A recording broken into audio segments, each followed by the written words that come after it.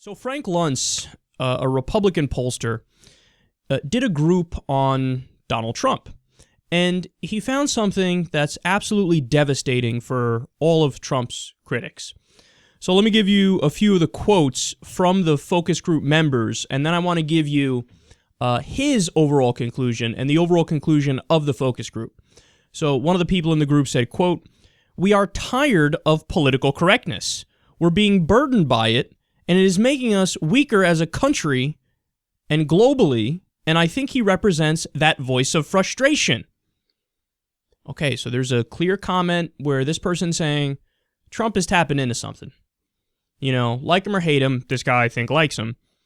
He's saying, we're tired of the fake politicians, we're tired of the establishment and the way the system functions, we're tired of the sleazy, slimy, Marco Rubio style, everything is fake, everything is prepackaged, everybody's an actor, everybody talks in the same politician's cadence with the weird pauses and the thumb pointing, but not the finger, because that's not politician-like, but the thumb.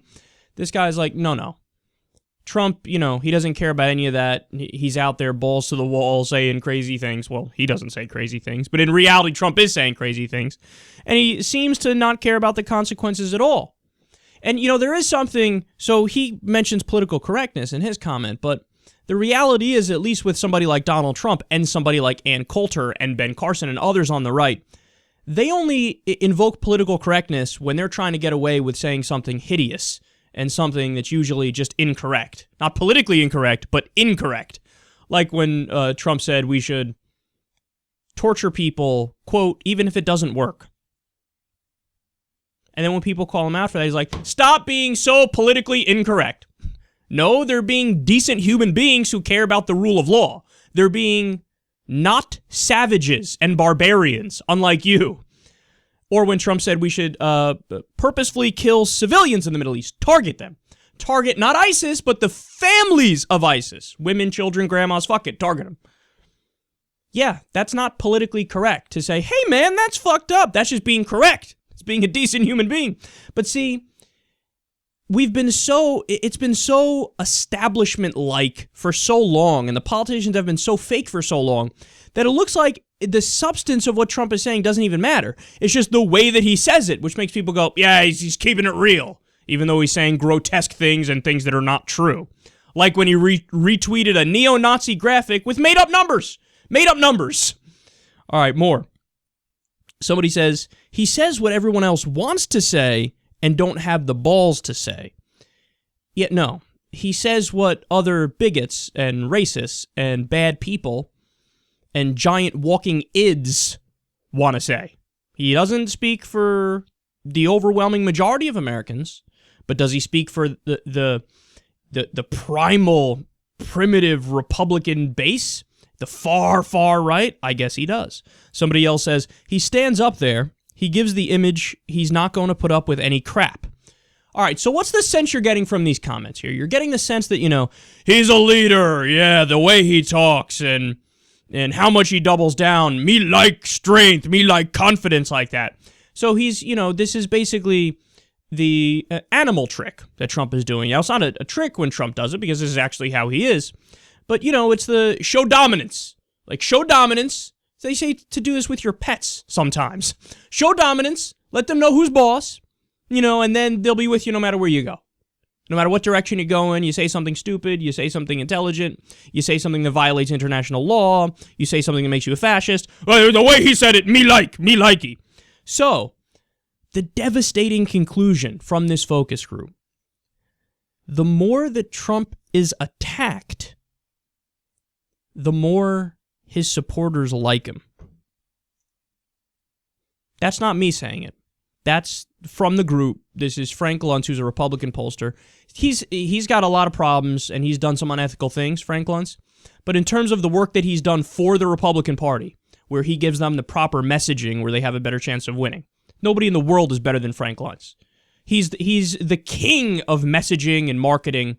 So do I trust his takeaway from this? I do. And this is what he's saying. The more Trump is attacked, the more his supporters like him. This is what we learned. So that sets up one hell of a fucking conundrum. We're in a pickle, ladies and gentlemen. Because then how do you fight back against that? I've always been an advocate of what I think is the strategy that most works, which the Democrats rarely, if ever, do, which is you call out the bullshit, you go on the offense, you double down, you're straight to the point, you're factual, you're clear when you talk, and you know, you go down that road. But what do you do when, if you go down that road, there's a good likelihood that's actually what makes him stronger? Or at the very least, it just keeps him, you know, coasting where he is. But we've seen it. We've seen it. You know, after he said, hey, let's target civilians in the Middle East on purpose, his numbers went up. After he said, we should torture even if it doesn't work, his numbers went up. After he said, let's ban all Muslims from the U.S., from coming to the U.S., his numbers went up. After he retweeted a neo-Nazi with fake numbers that were racist, and even Bill O'Reilly called him out, his numbers went up. What do you do? What do you do when a guy goes after Megyn Kelly and says something along the lines of, yeah, I think she was bleeding from certain places? This is a presidential candidate, guys. Alluding to Megyn Kelly's period. Who does that? What do you do when a guy says, yeah, I'm not corrupt, I don't take money from any billionaires, I'm self-financed here, and that's what I'm doing. And then meanwhile, we covered the stories on this show. Investigative reporting found out that's not true. He courted the billionaires. He tried to get money from the billionaires. They didn't want to back him, so then he badmouths them like he never wanted it in the first place. So he's a liar. He says, I don't want the money. You wanted the money. You couldn't get the money from some people. And by the way, you have a different super PAC, which is giving you money from big money donors. You're not principled like Bernie Sanders. You might be pretending to be, but you're not. But what do you do when he says that? He still goes up in the polls. Even after all this, oh, we uncovered it. He was lying about that. Oh, look at this. He said something like a fascist. Oh, look at this. He's an overt racist. And then every single fucking time he ticks up, Ben Carson goes down because he's not going to last. Marco Rubio's the establishment guy who's, you know, all fake and whatnot, but he's hanging in there. Ted Cruz is there waiting in the shadows of Donald Trump, trying to play the Me Too game with him so that if Donald falls, he takes the place. And he's a pretty scary guy in his own right. What do you do? What do you do to take this guy down? Guys, this is a cult of personality that we're talking about here. It kind of functions like a religion in the sense that, so some religions, if people are really religious, oftentimes they're told, no, faith is a virtue. So if you don't know, and you admit you don't know, that's okay, because that means you're getting closer to God. And that's more evidence that your God is the right God and the true God and the just God. So they've made a virtue out of faith. And the more you question their faith, the more they say, well, it's faith. And I don't know, but I know because I have faith. So the more you attack it, the more they go, no, I don't care. I'm not listening. I have faith. Cult of personality. Well, in that case, it's the cult of the invisible sky wizard. But in this case, it's actually a person who's fucking obnoxious and wrong about virtually everything. But they say, I don't care. You could tell me he's wrong. You could point to stuff. You could say he's dangerous. You could show that he's un-American in the sense that he doesn't care about the Constitution. I don't care. I don't care. I don't care.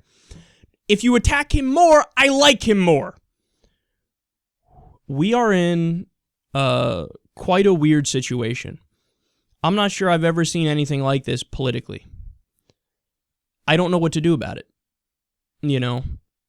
I mean, do we disregard the findings of this focus group and say, just fuck it, attack anyway, and then maybe, just maybe, he'll come down? Or do we not cover him at all? And then because we don't cover him, he slowly drifts away. No matter what we do, we know the direction the media is going to go, and they're going to cover him to the fucking cows come home because it's a ratings bonanza for them, and they're getting more money from advertisers poured into their networks. So I don't know what to do, but I don't like the situation that we're in. And it's his race to lose on the Republican side. Now, when it gets to a general election, he's going to have a much harder time. A much harder time. But as of right now, if you had to place a bet to say who's going to be the nominee on the Republican side, if you don't bet Trump, you're just making shit up. Because he more than doubles his nearest competitor. Is it a guarantee he's going to get through the primary? No. But it's certainly his to lose.